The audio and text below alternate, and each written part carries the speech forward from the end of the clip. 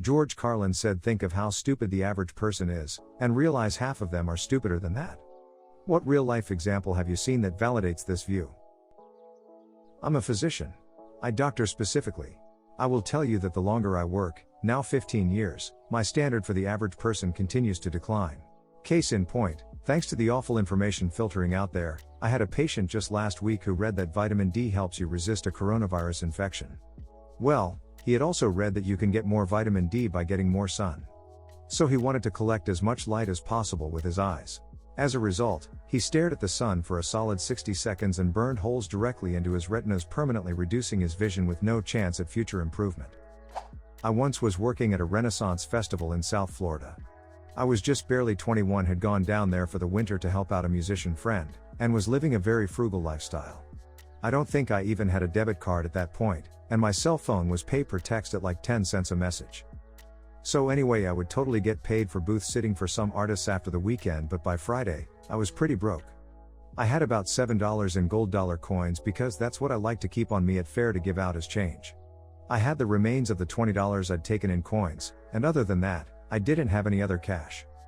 We had a kids' day at fair where schools bring kids on school trips, and so I needed to grab some food and get back to Deerfield Beach Park. So fully dressed in Renaissance garb, I ran into the Taco Bell. I figured my cash would go the farthest there. I ordered my food, and when I went to pay, the girl behind the counter laughs and goes, "Oh no. I need real money." I looked at her, confused. "These are real money, they are gold Sacagawea dollars." "Yeah, we only take US cash here. I need actual money to pay for the food." Now the line behind me is getting antsy, but the girl at the register is getting really and I'm like, what do you do when a business won't take your payment? It wasn't like I was trying to pay in nickels. I had $4 worth of food and tried giving her $5 in coins. I'm like, this is all I've got on me. I don't know what to tell you, but it is legal US tender C right here. And I'm trying to show her the coins and she's yelling like I'm trying to pay her in Monopoly money. The guy behind me was like, yeah, those are real coins, but I don't think he wanted her. I turned towards him, so he wasn't very forceful. I asked if she could get a manager and she was like, I ain't gonna waste his time with this bull. You either pay in real money, or leave, and she's grabbed my bag of food so I can't go anywhere. I take out my wallet, remembering the two lucky $2 bills I had carried for years folded up in the back pocket. I unfolded those and she takes one look at the $2 bills. And I'm sure you can predict what happened. She blew up. Next thing I know, she's screaming for the staff to call the cops and telling me not to go anywhere because I'm trying to rip her off and pass off all this fake money and she gone see my ass to jail. Meanwhile, I'm hungry, tired, and now very irritated, and that's when a cop car pulls up. They weren't responding to the call. I don't even know if the store had called. I was ready to walk out, nearly in tears, when the two cops come in and all eyes turn to them. There's about 10 people now in line behind me and everyone turns to look at the cops, who very clearly have a WTF is going on, I just stopped to get food look on their faces. That's when the obnoxious register girl, and two co-workers she called over, start waving my money around. That was the best part. She took my money and was refusing to give it back or to give me my food, and the cops go to the counter to figure out what she's freaking out over. At this point, the manager heard the commotion and joins the two guys and the register girl. The three teenager employees are all going on and on about the girl in the costume trying to give them fake money, trying to rip them off, and the cops very quickly put an end to that. The one cop holds up the two $2 bills, and my gold dollar coins, and he tells the staff that both are indeed actual real money. The girl is still protesting, saying, yeah, but it's not America money and we only take America money. When the manager finally realized what happened and apologized, telling the teenagers, who looked to be completely in disbelief, that yes, the coins and bills are both really United States money. The manager offers to personally remake my meal and the cops as well, apologizing for everything. I'm really late at this point, and I didn't really trust them to make my food, even if the manager was being really nice, but the cop said, I tell you what, I'll come back and get your info while you make our food. How about that? So he accompanied the manager back. Whitey washed his hands and made our food. The other cop gave me my money back, and took my info. As I was finally leaving with my food, the guy behind me jokes with the cop, I think I'm going to pay with a handful of $50 I've got in my car. What do you think? I was so floored that anyone could be so ignorant. And not just ignorant, but completely and utterly unwilling to realize or to recognize that they had made a mistake and were wrong. All she did was double down, insisting we were all wrong and I was just a thief. So frustrating. Old boss had a morning routine of walking around the office with a bucket. He was watering all of the plastic flowers. Okay, I've been unfortunately guilty of this one time.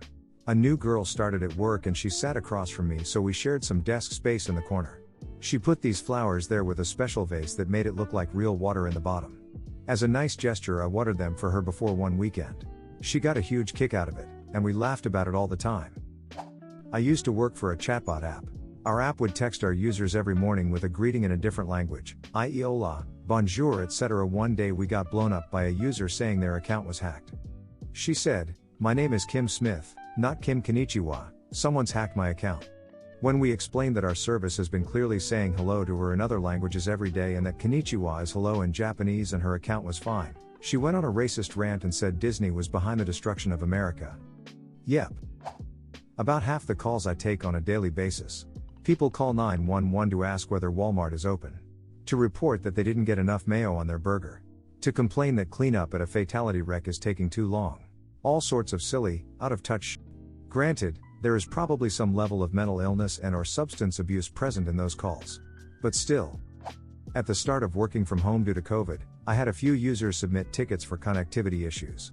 These tickets got through 2 lines of support before landing in my queue. Turns out that the corporate Wi-Fi doesn't follow you home and you need home internet in order to connect to the VPN.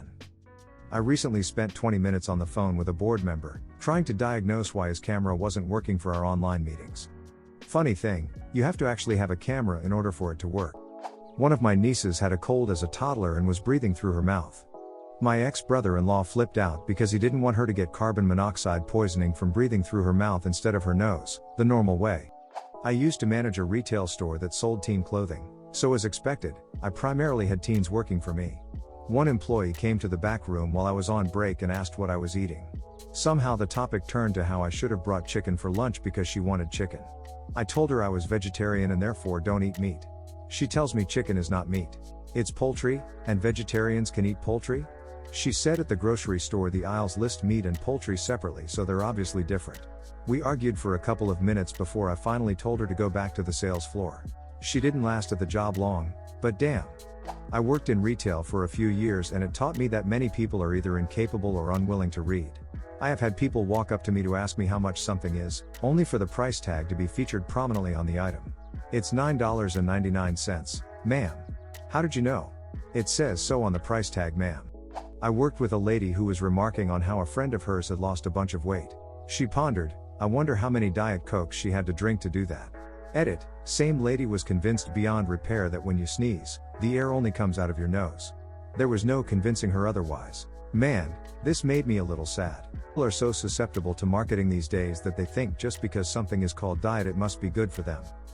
Reminds me of my flatmate from uni who used to drink smart water before taking exams.